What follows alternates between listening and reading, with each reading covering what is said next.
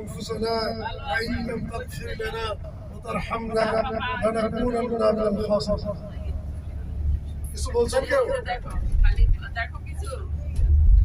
যে ওরাই 360 বছর পর্যন্ত শুধু মাটির দিকে তাকাইছেন, ডাইনে বাঁয়ে উপরে তাকান নাই, শুধু নিচের দিকে তাকিয়েছেন। আর আল্লাহর দোয়া যে দোয়া, সেখানে যে দোয়া, এই দোয়াটা আমরা করতে পারবো না। জালামনা আনফুসানা ওয়া লাম তাগফির লানা ওয়া তারহামনা। আসছে যে হাসরের ময়দান, এই আরাফার ময়দানকে সম্প্রসারিত করে এখানে সমস্ত লোকের হাসর নাসর এখানে হবে। তো আমরা ওই জায়গাটা দেখে গেলে আমাদের একটু আসা সহজ হবে, তাড়াতাড়ি চলে আসতে পারবো। জায়গাটা দেখার জন্য আমরা আসছি। আর আমরা সবাই নিয়ত করবো যে আল্লাহ রাব্বুল আলামিন উনি আমাদেরকে কাফনের কাপড় পরার আগে ইহরামের কাপড় পরায় হজের দিনে আমাদেরকে এখানে রাখি। এই সেই জায়গায় আমরা চাইতেছি আরাফার ময়দানে। এখান থেকে আমরা সারাদিন এখানে ছিলেন। হাজী সাহেবদেরকেও সন্ধ্যা পর্যন্ত এখানে থাকা আল্লাহ রাব্বুল আলামিন মেনে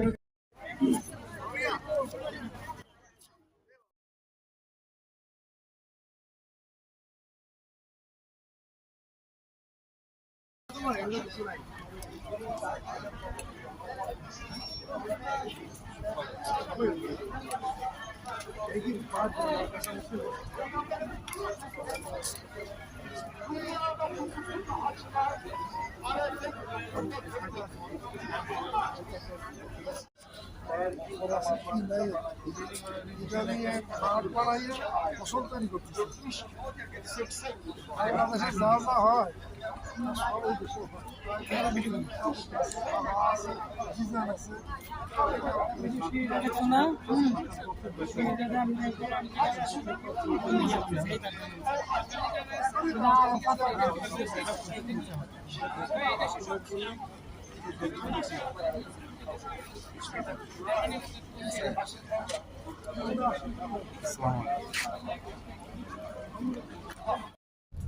তখন সে এক আজাদের দুই খাবতের যার যার গণ্ডিতে ওইখানে নামাজ আদায় করে নেবে। আর ওইখান থেকে আপনার পাথর পড়াইতে হয়, 69টা পাথর পড়াইতে হয় হাজী সাহেবদের লাগে না। তারপরে আমরা 69টা পাথর পড়াই নিই। কারণ যদি কেউ 12 তারিখে আসরের সূর্য ডোবার আগে ত্যাগ করতে না পারে, আর আমার এই জন্য আমরা 69টা পাথর জোগাড় করি। এই যে রোড দেখতেছেন, এটা হলো পায়দল রোড। যারা পায়ে হেঁটে যায়, আরাফাত থেকে যারা পায়ে হেঁটে আপনার করে মুজদালিফা যায়, মিনায় যায়, ওই সামনে ওই যে ইটের রাস্তা দেখতেছেন, ওইটাকে পায়দল রোড বলে। ওই রোড দিয়ে ওটা হেঁটে চলে যায়। এটা সর্বোত্তম এবারে যদি পায়দল হজ করা যায়। এটা খুব কঠিন এখন আমাদের জন্য। আমরা তো অভ্যস্ত হয়ে গেছি গাড়ি ঘোড়ায় যাওয়ার জন্য।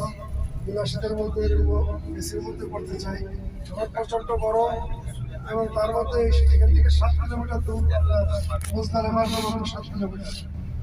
তারপর থেকে আমার মিনা 5 কিলোমিটার, 12 কিলোমিটার। মিনার থেকে হারাম 6 কিলোমিটার। মোট এখান থেকে 18 কিলোমিটার পথ অতিক্রম করে হারামে পৌঁছাইতে হয়। হজের আনুষ্ঠানিকতা কিন্তু অনেক বড়। এই হজের আনুষ্ঠানিকতা এখন আলোচনা করে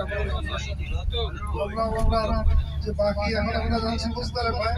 আমরা একটু আগে আলোচনা করছি মুজদালিফায় আদম ইবনে হাওয়া আলাইহিস সালাম সন্ধ্যার পরে আমরা কি করবো, ওরা হাঁটতে হাঁটতে মুজদালিফায় চলে যাওয়ার পর কাম হয়ে যায়, এখানে বসে পড়ে এবং উঠা শুয়ে হয়ে যায়। আল্লাহ রাব্বুল আলামিন সমস্ত হাজিদের জন্য হজের প্রথম ওয়াজিব যেটা, সেটা মুজদালিফায় খোলা আকাশে দিচ্ছে। যিনি যত বিত্তশালী ব্যক্তি হন না কেন, যিনি যত বিত্তহীন ব্যক্তি হন না কেন, সবাইকে খোলা আকাশে দিচ্ছে। সাধারণ পার্টি মিশে ওর উপরে ঘুমাইতে হয়। আবার ফজরের নামাজ পড়ার পরে যত দ্রুত সম্ভব সময়ের মধ্যে আবার আপনার মিনায় যাইতে হয়। সূর্য ঢোলার আগে প্রথম দিন কোনো শয়তানকে পাথর করতে হয়। এই জন্য ওনাদেরকে সময় পাওয়া দিয়ে আর একটা জিনিস আমরা এখানে উল্লেখ করি যে আরাফার ময়দানে প্রচন্ড পানির অসংকট ছিল কোনো এক সময়। পানির সংকটের কারণে হাজী সাহেবরা ওনাদের পানি, খাওয়ার পানি, গোসলের পানি, ওযুর পানি এবং বাথরুমের পানি প্রচন্ড সমস্যা হচ্ছিল। প্রাচীনকালে আব্বাস খলিফা হারুন আর রশিদ নাম শুনছেন সবাই, চিনেন সবাই। হারুন আর রশিদ, উনি একবার হজ করতে আসেন, উনি যখন বাগদাদের নাম উনি সপরিবারে এখানে হজ করতে আসেন। হজ করতে আসার পরে অনেক কষ্ট দেখে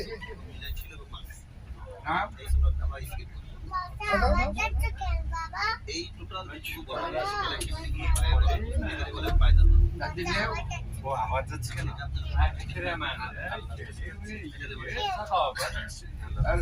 একদিনে সর্বোচ্চ 30 কিলো।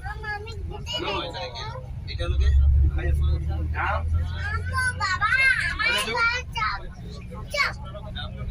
ايوه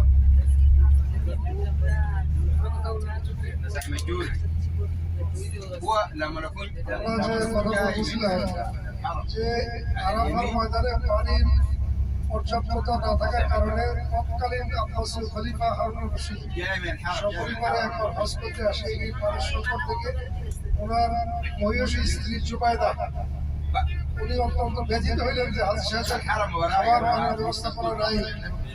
গোসল এবং ইস্তেঞ্জার 1400 কিলোমিটার হবে। ফুরাত থেকে মিষ্ট পানি আরাফা, মিনা, মুজদালিফা সরবরাহ করার জন্য উনি একটা ক্যানেল তৈরি করেন। মহিষী রমণী জুবাইদা, আল্লাহ রাব্বুল আলামিন তাকে জান্নাতুল ফিরদাউসের উঁচু মাকাম দান করুন। আমরা কিছুক্ষণের মধ্যে ওই খালের যে অবশিষ্ট অংশ এখনো রয়ে গেছে ওইটা আপনারা হাতের ডাইনে দেখতে পারবেন। এই পাহাড়ের পাদদেশ দিয়ে উনি যে খাল তৈরি করছিলেন